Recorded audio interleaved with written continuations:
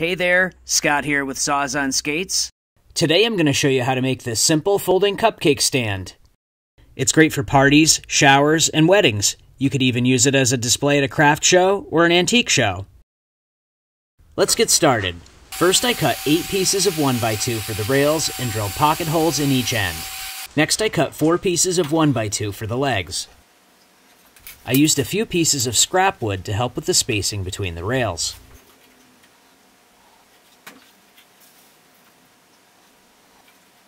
These pine 1x2 boards are narrow.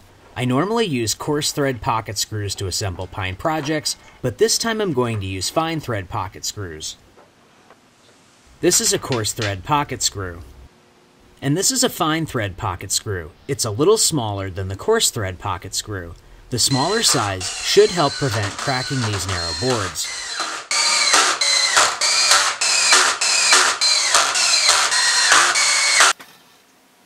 Next I filled the pocket holes with pocket hole plugs. I could have also filled the pocket holes with a wood filler. There are several ways to trim the pocket hole plugs. I could use a Japanese saw. I could use a chisel. I could use a small plane. Or I could sand them smooth.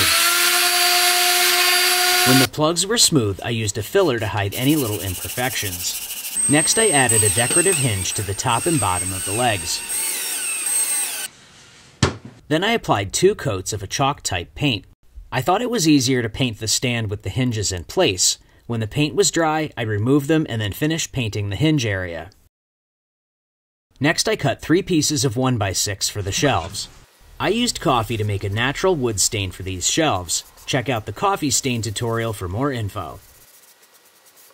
This cupcake stand is ready to party. Stick around, another helpful DIY tutorial is coming up.